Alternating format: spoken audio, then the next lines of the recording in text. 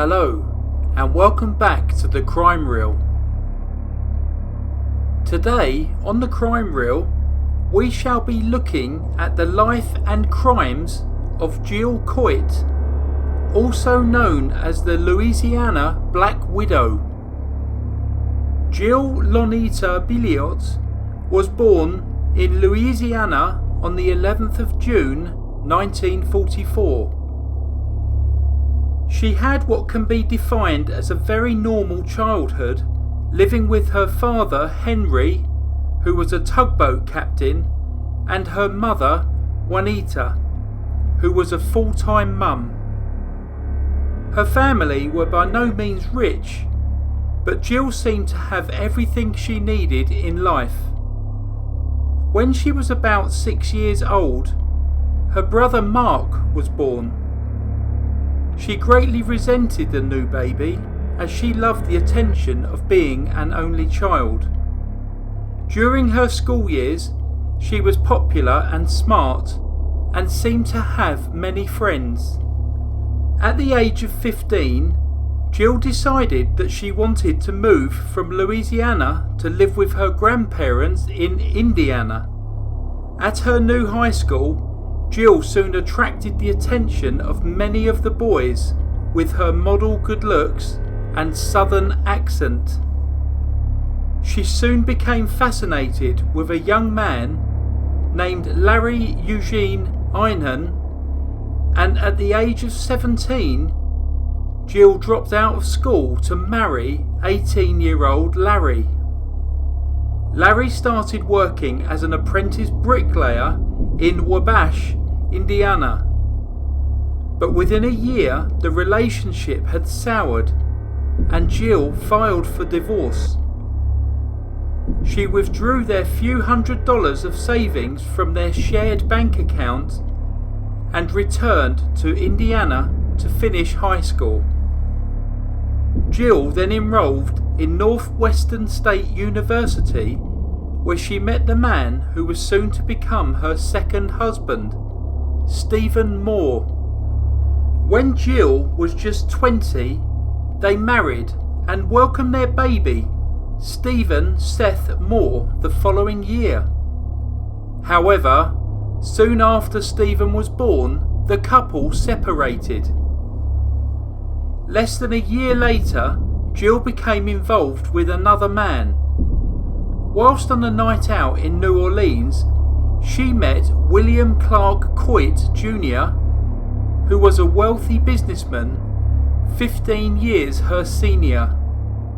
At this point, Jill filed for divorce from her second husband Stephen, but unknown to William, she did not wait for her divorce to be finalised before marrying him on the 29th of January 1966.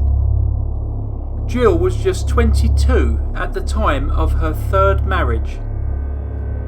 William adopted Jill's son from her second marriage, and 9 months later, in November 1966, Jill and William welcomed another son, who they named William Andrew Coit, who was known as Andrew.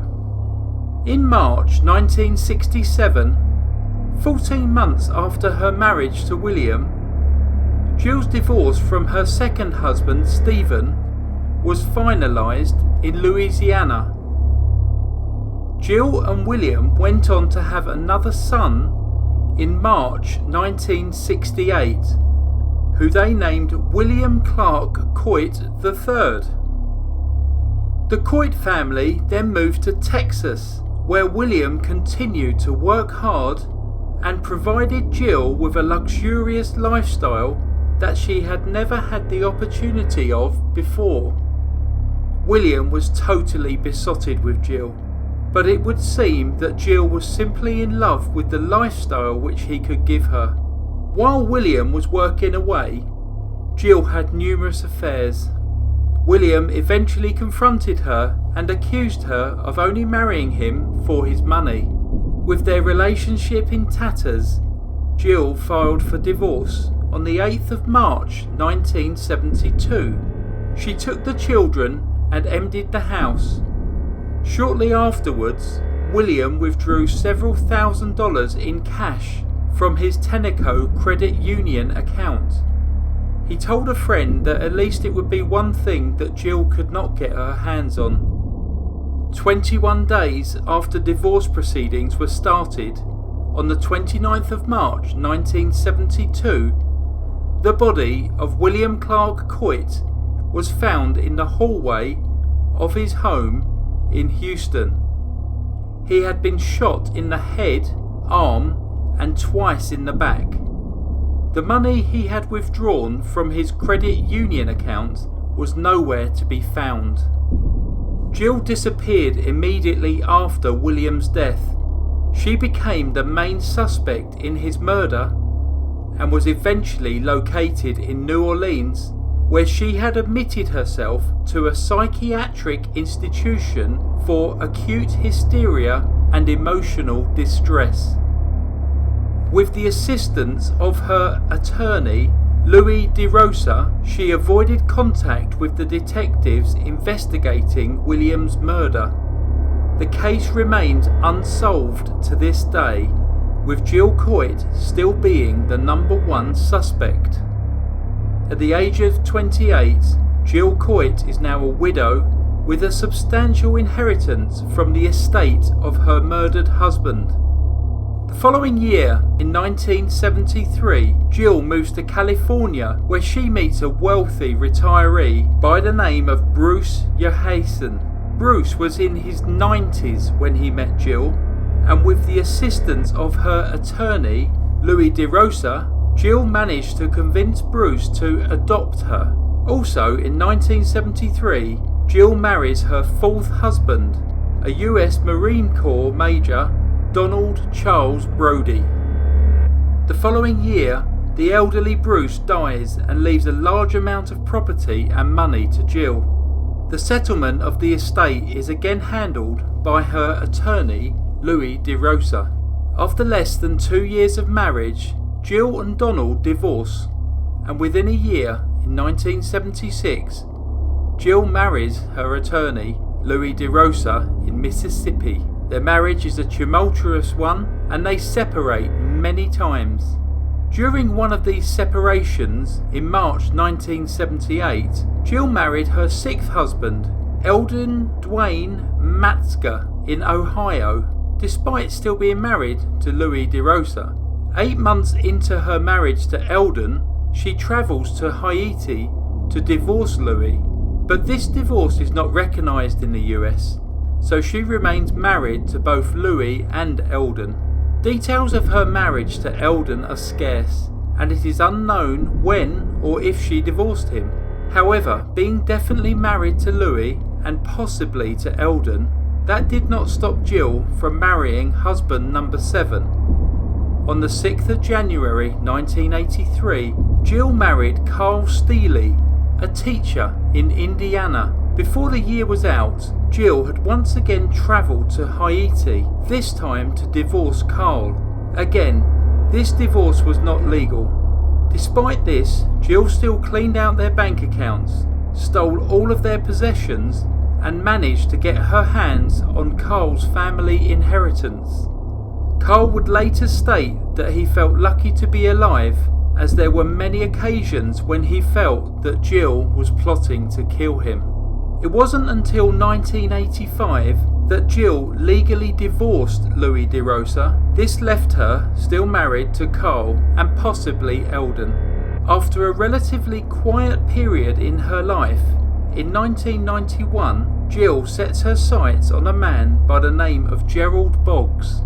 GERALD was one of the wealthiest bachelors in Colorado at that time. He was a quietly spoken, well-respected man who ran a very successful business. He was a military veteran and a keen photographer. Shortly into their courtship, Jill told GERALD that she was pregnant, and they married soon after. In reality, Jill had undergone a hysterectomy several years earlier. Jill and GERALD started to prepare the nursery and shop for baby items before Jill insisted upon going to her home in Louisiana to give birth. When she returned from Louisiana, she told the tragic story of how their daughter had died during labour. Gerald had many suspicions about this story, and when he found that Jill was still legally married to Carl STEELEY, he had the marriage annulled. Shortly after the annulment, Jill legally divorced Carl STEELEY and took legal action against Gerald, seeking a payout of $100,000. A short relationship with Michael BACKUS, a telephone company maintenance and repairman, follows before Jill moves to Las Vegas in 1992, where she marries husband number 9, a retired US Navy Chief Petty Officer by the name of Roy Carroll. It is also believed that she married Michael BACKUS, the telephone engineer, at some point in 1992. The ongoing civil case between Jill and Gerald became increasingly acrimonious.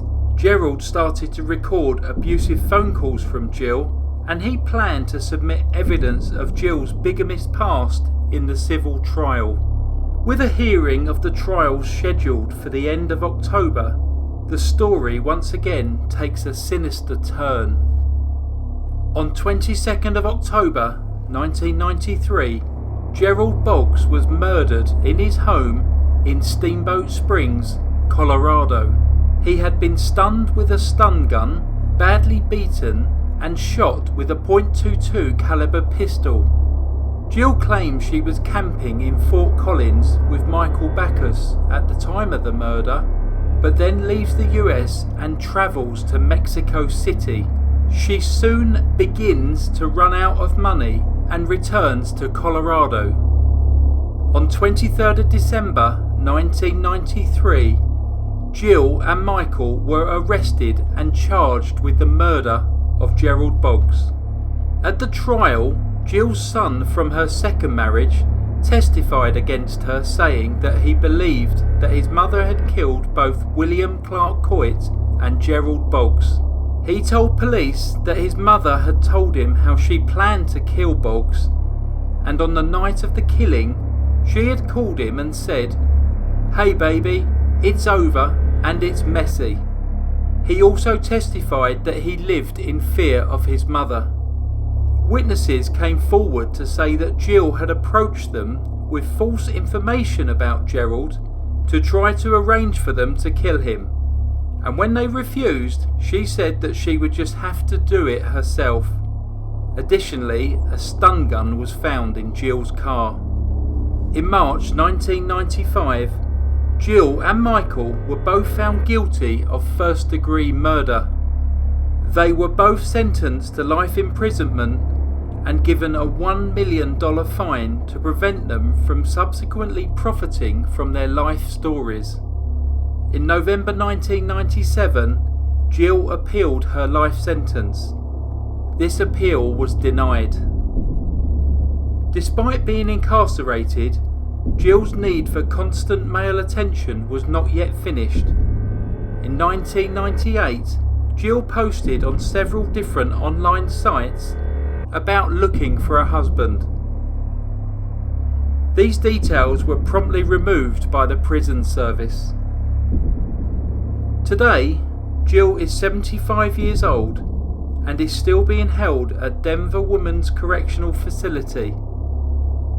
She will spend her final days there with no possibility of parole. Thank you for listening to the story of Jill Coit. Please leave any comments down below. I look forward to reading them about this story.